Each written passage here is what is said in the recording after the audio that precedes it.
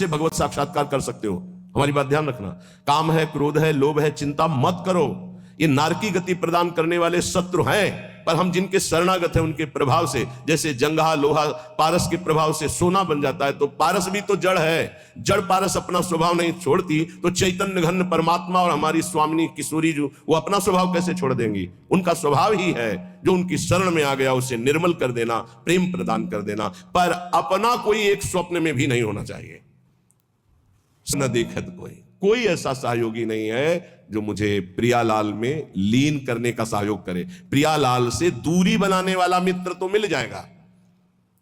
बड़ी विचित्र चाल माया की है। तुम्हारे में परमात्मा है जिसे तुम नहीं जान पा रहे हो, वही जनाने के लिए गुरुजन प्यार करते हैं। पर वो फिर क्या करता है? वो अपने में गर्व करके आज्ञा का उल्लंघन शुरू कर देता है, और उसको ऐसे जन मिलते हैं कि उसको सपोर्ट करते हैं उल्लंघन करने के लिए। अब वो जो उसकी चित्तवृत्ति गई थी कि इसको परमात्मा प्राप्ति कराएंगे, अब उस चित्तवृत्ति ने उसके चिंतन पर बाधा पहुंचा दी। गलत समय गया और अशांत असंतुष्टता पैदा करने की चेष्टा कर दी उस संग ने।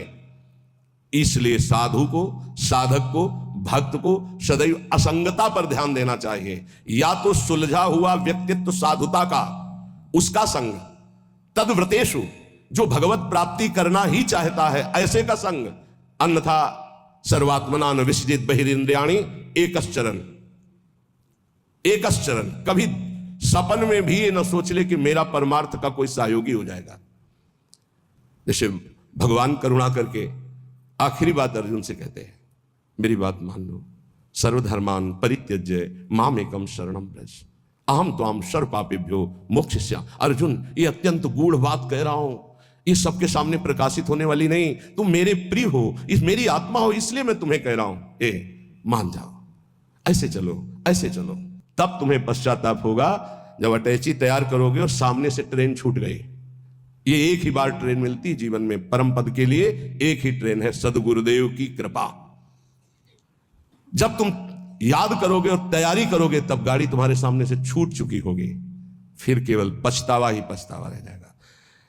एक हवा आती है, जैसे अभी चली है, मान लो हमारी बात मान लो, हम खोल के कह रहे हैं, खुला कह रहे हैं, ये हवा आई है तुम्हारे कल्याण के लिए।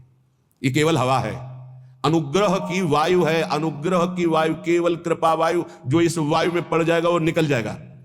और ये ज्यादा दिन के लिए अनुग्रह वायु नहीं होती। जैसे पछियाव चला, उसका अलग प्रभाव, पश्चिम की वायु चली, उत्तर की वायु चली, दक्षिण की, हर वायु का अपना प्रभाव है। ये अनुग्रह वायु है, ज्यादा दिन नहीं रहती अनुग्रह वायु, ये ध्यान रखना।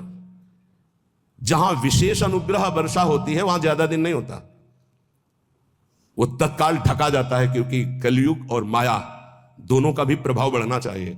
और जब तक अनुग्रह वायु रहेगी तब तक ये बढ़ नहीं सकते, इसलिए उस अनुग्रह वायु को ढका जाता है, या तो कलंक के द्वारा और या तो आयु पूरी करके।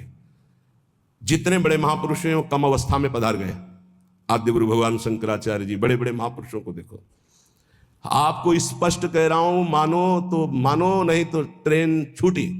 ये केवल अनुग्रह वायु, केवल अनुग्रह वायु, चीख के कह रहा हूं, पकड़ लो, पकड़ लो, नहीं बाद में केवल हाथ मलते रह जाओगे। केवल कृपा ही है, कृपा। ये शरीर नहीं बोल रहा है, पकड़ लो। ये केवल कृपा है जो तुम्हें भगवत प्राप्ति कराने के लिए। रोज हम एक संकेत दे रहे हैं, अगर पकड़ पा रहे हो। कल कहा था सबकी वर्दी तैयार है, केवल आपको अपने तन का ये जो कपड़ा है इससे प्यार हटा दो जितनी जल्दी। पोशाक बनी बनाई तैयार है, भाव दे कि तुम्हें तत्काल मिल जाएगी गुरु प्रसाद से। नाम लिख चुका है, पोशाक नप चुकी, बन चुकी है, बस इंतजार तुम्हारे इस शरीर रूपी वस्त्र के राग का त्याग करने का है, और उसकी तैयारी हो रही है। उसकी तैयारी तुम केवल सहयोग कर दो। लेकिन नहीं, ये मलिन मन, ये मलिन इंद्रियां बस इसी शरीर को मैं मानकर भोगों में सुख के लिए, वो इसी से प्यार, इसीलिए बहुत दूर नगरी नजर आ रही नहीं, बहुत नजदीक दिखाई दे रही है। बहुत कम समय के लिए अवसर मिला है, जिसे तुम वर्षों मान रहे हो, ऐसे चले गए, ऐसे चले गए। इसलिए बहुत सावधान होकर जो सत्संग सुन रहे हो, कर लो भगवत प्राप्ति। तैयार केवल तुम्हें होना है भगवत प्राप्ति, तो इष्ट और गुरु कराएंगे, केवल तैयारी तुम्हारी है। अगर चूक कर गए, आपसे सच्ची कह रहे हैं, इस समय इसमें कोई जीवात्मा नहीं बोल रही, तुम्हें बात समझ लेना। जैसे भूत का आवेश होता है ना, तो झाड़ने वाला कहता है ये भूत बोल रहा है, इसमें गुरु कृपा से परमात्मा तत्व बोल रहा है। अगर तुम पकड़ पाओ तो पकड़ लो, खुला तुम्हारे कल्याण की बाजार लगी है, ये बाजार लग गई कल्याण की। इसमें कोई साधक नहीं बोल रहा है, इसमें कोई जीवात्मा नहीं बोल रहा है, ये हम इसलिए परिचय दे रहे, पकड़ पाओ तो पकड़ पाओ। वो स्वयं बैठ करके तुम्हारे कल्याण के लिए कर रहा है। उसे ये केवल ढांचा तुम एक व्यक्ति का देख रहे हो, तुम्हारे कल्याण के लिए वो केवल बोल रहा है, कल्याण के लिए केवल इस शरीर को चला रहा है, कल्याण के लिए केवल चेष्टा कर रहा है। अगर पकड़ पाओ तो पकड़ पाओ। ऐसे अवसर जब आते हैं तो बहुत कम समय के लिए ऐसे अवसर आते हैं। बहुत चतुर प्रवीण आदमी होता है जो सौदा तय कर लेता है और धनी बन जाता है, नहीं तो लोग इंतजार करते रहते हैं, जन्म जन्म इंतजार करते रहते हैं और सौदा नहीं हो पाता। गुरु से सौदा, तन मन प्राण श्वासें दे करके, नाम और मंत्र ले करके उनकी कृपा से निहाल हो गए। आज तक जिसने सौदा किया, लेकिन सौदा कोई बिरला ये कर पाता है। तन मन प्राण श्वासें गुरुदेव को दे दिया उनकी आज्ञा पर, और नाम मंत्र ले लिया, उसके प्रभाव से भगवदानंद में डूब गया। नहीं समझ में आएगा, नहीं समझ में आएगा। केवल गुरु आज्ञा का पालन करके भगवत प्राप्ति से ही गुरु ऋण से उऋण हो सकते हो, अन्यथा किसी और वैभव से या और किसी तपस्या से गुरु ऋण से नहीं उऋण हुआ जा सकता। मातृ ऋण, पितृ ऋण और ऋषि ऋण सबसे उऋण हो सकते हो, गुरु ऋण से नहीं। गुरु ऋण से सिर्फ भगवत प्राप्ति से उऋण हुआ जा सकता है। ये लिफाफा रखने से, ये नाना प्रकार की भोग सामग्री देने से तुम गुरु दीक्षा का दक्षिणा नहीं दे सकते हो। ये दक्षिणा, हम बोले राधा श्री कृष्ण बिक जाए तो भी इसकी कीमत नहीं दे सकते हैं। वो कह रहे हैं आधा नाम ही मुझे खरीदने के लिए पर्याप्त है, पूरा धा बोलना तो बहुत बड़ी बात है। श्वास, प्राण, मन, तन समर्पित गुरु को उनकी आज्ञा पर कर्तव्य कर्म करना, मन समर्पित गुरु को आराध्य देव के नाम मंत्र और उनकी लीला चिंतन में लगाना। श्वास कोई खाली ना जाए, ये भेंट गुरुदेव को।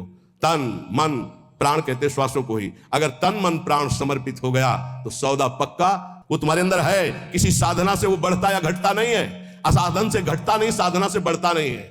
ये अज्ञानी जीव नहीं समझ पा रहे। साधन से वो बढ़ता नहीं है, असाधन से घटता नहीं है। केवल असाधन त्याग से साधना करने से पर्दा हटता है, बस। तुम हटा पाओ नहीं, खुद हटा के दर्शन दे देंगे। कपट का पर्दा झपट करके लाडली लाल फाड़ देते हैं, उनका वैसे हो जाते हैं, अधीन हो जाते हैं। पर ये अहंकारी जीव अधीन होना जानता ही नहीं है।